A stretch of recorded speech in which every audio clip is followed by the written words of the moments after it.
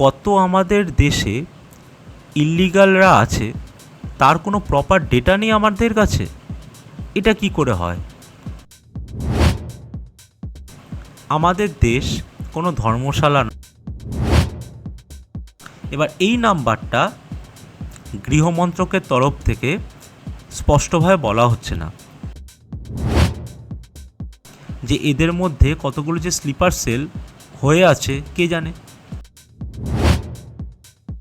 এবার এখানে সবথেকে বড় মজাটা হলো তার জন্য এনআরসি করতে হবে, যেগুলো আমাদের রাজ্যের সাথে একদম বর্ডারে আছে। তার মধ্যে বেশিরভাগ জায়গাতেই জামাত জিতে এসেছে।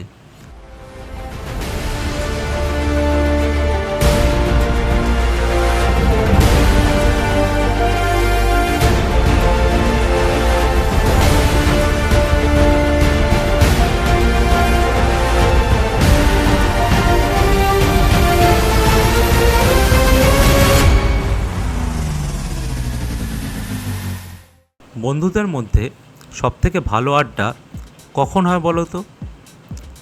যখন আড্ডাটা একটা কনস্ট্রাকটিভ ডিবেটে পরিণত হয়। আর সেটাকে মাথায় রেখেই ডিপ ডিকোডে এখন থেকে আমি নতুন একটা সেগমেন্ট শুরু করতে যাচ্ছি, ডিপ টক নামে, যেখানে কোনো একটা বিষয় নিয়ে আমি তোমাদের সাথে বন্ধুর মতন একদম মন খুলে আলোচনা করতে চাই। তো প্রথম আজকের এপিসোডের জন্য আমি ভাবছিলাম কোন টপিকটা নিয়ে আলোচনা করা যায়। তো ভাবলাম সামনে আমাদের রাজ্যে ভোট, আর এখন টিভি খুললেই ভোট রিলেটেড সমস্ত খবর এই নিয়ে সারাদিন হইচই চলছে। তো পার্টিকুলার যে ইস্যুটা নিয়ে আজকে আমি ইন্টারেস্টেড সেটা হলো SIR, মানে স্পেশাল ইন্টেন্সিভ রিভিশন। তো SIR যখন প্রথমে অ্যানাউন্স হয় তখন অনেকেই আমরা ভেবেছিলাম যে এবার আমাদের রাজ্য থেকে যত অনুপ্রবেশকারী আছে এবার পালাবে এরা।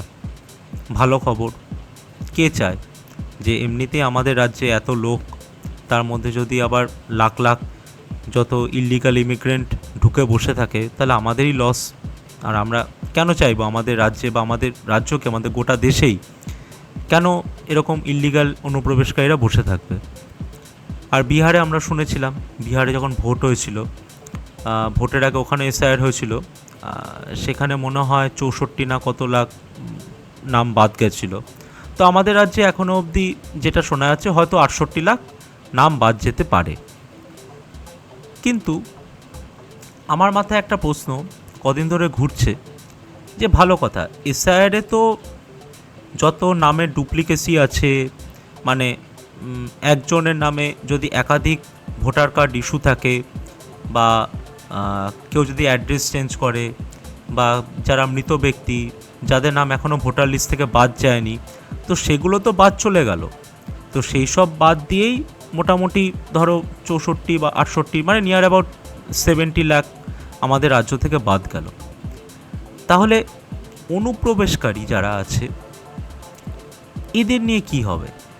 কারণ আমরা ভালো করেই জানি, এটা কোনো লুকানো ব্যাপার না, যে আমাদের গোটা দেশে প্রচুর এই রোহিঙ্গা আর এই বাংলাদেশি ভর্তি পড়ে আছে, ইল্লিগাল যারা।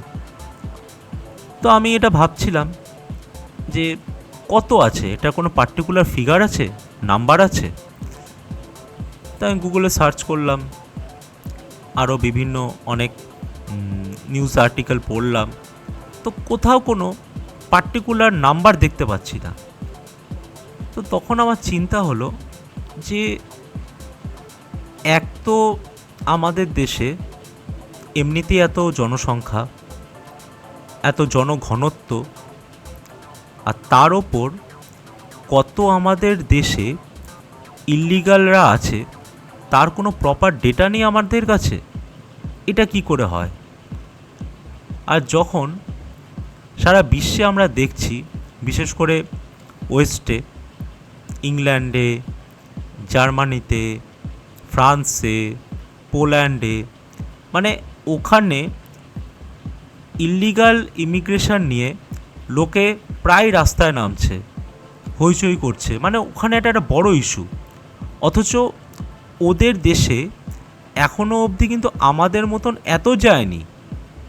আমাদের দেশে কত এসেছে, অনেক আনভেরিফাইড রিপোর্টে বলে যে প্রায় 50,000-70,000 রোহিঙ্গা, আর বাংলাদেশিদের সংখ্যা তো বাদই দাও, মানে জানি না কত, ওটা কোথাও কোথাও কোটিতেও শুনি, লাখে আছে, কত লাখ বা কত কোটি, মানে কোনো প্রপার ডেটাই নেই।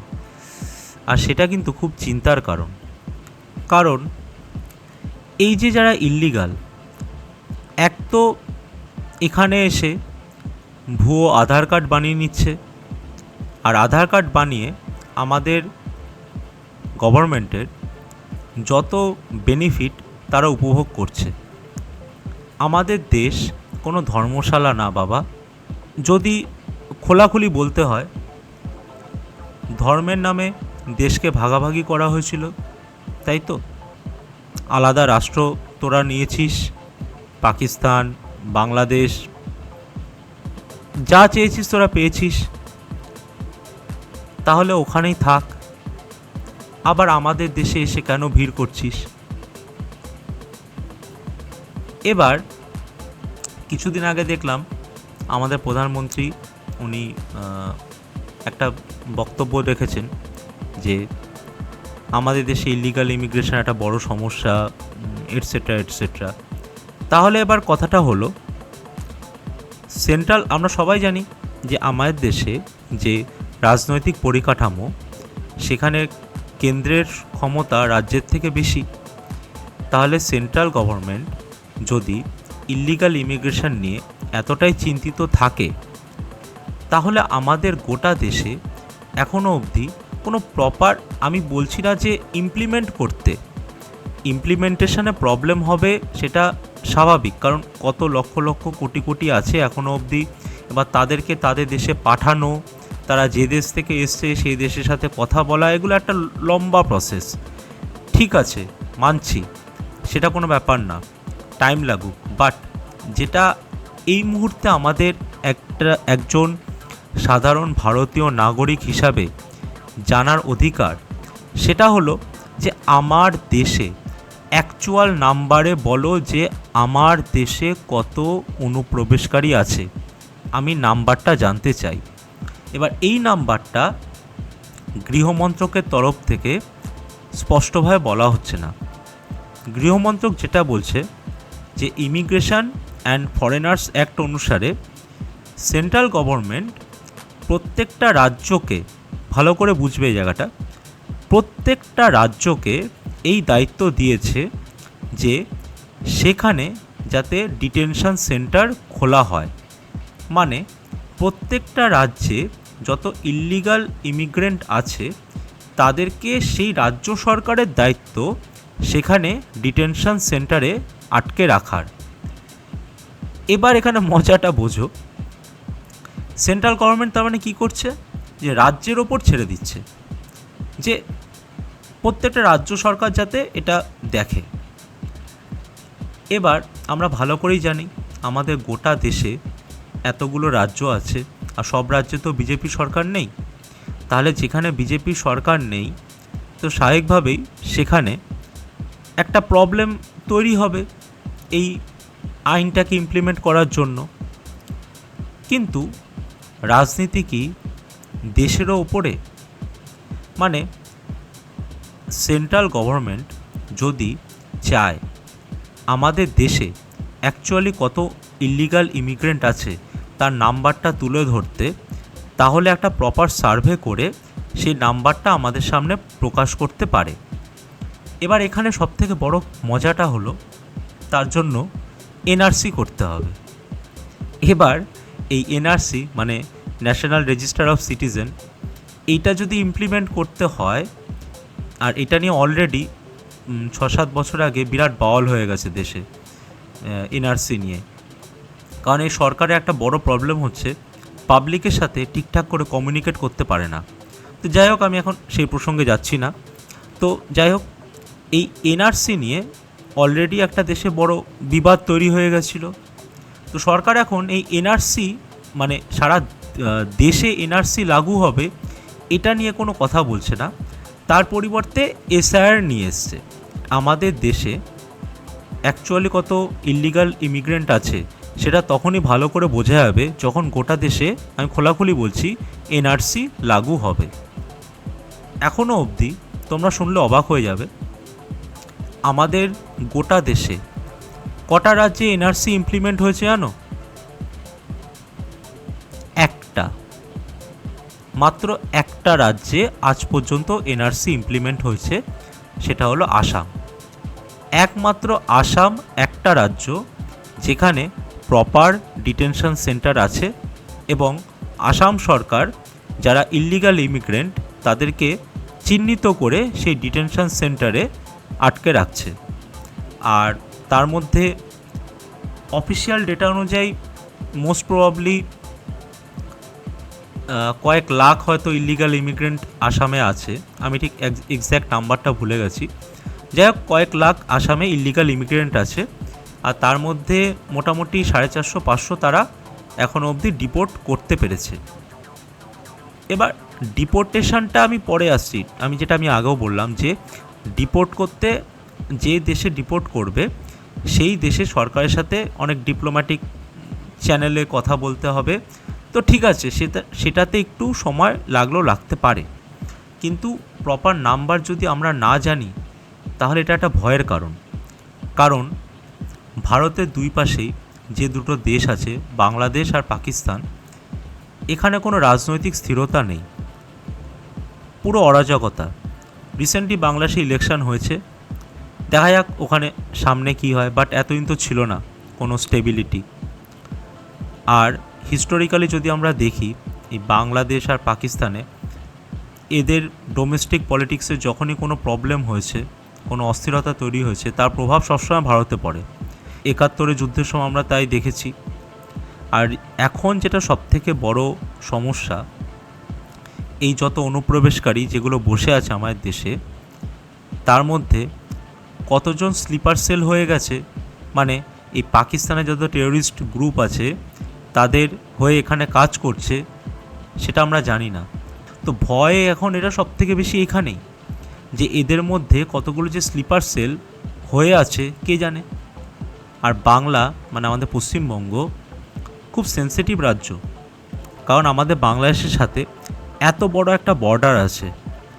আর রিসেন্টলি বাংলাদেশে যে ইলেকশনটা হয়েছে, যেখানে এই বাংলাদেশের সেই সমস্ত জেলাগুলো যেগুলো আমাদের রাজ্যের সাথে একদম বর্ডারে আছে, তার মধ্যে বেশিরভাগ জায়গাতেই জামাত জিতে এসেছে। তাহলে আগামীকালে এক তো আমাদের এখানে কাঁটাতার পেরিয়ে এখানে আসছে, আর তার ওপর এই বর্ডার ডিস্ট্রিক্টে এই জামাত যে জিতলো, সেটা আমাদের রাজ্যে তার কোনো কুপ্রভাব পড়বে কিনা সামনে, সেটা কিন্তু খুবই চিন্তার বিষয়।